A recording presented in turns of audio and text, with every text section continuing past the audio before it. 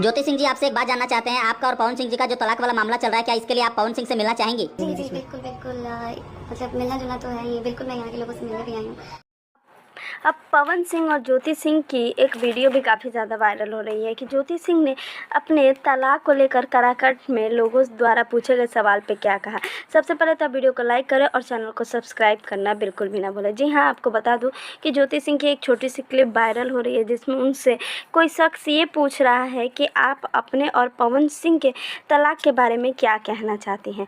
ज्योति सिंह ने पवन सिंह का नाम नहीं लिया, लेकिन ज्योति सिंह ने कहा कि बातचीत तो होगी, अब मिलना जुलना भी होगा।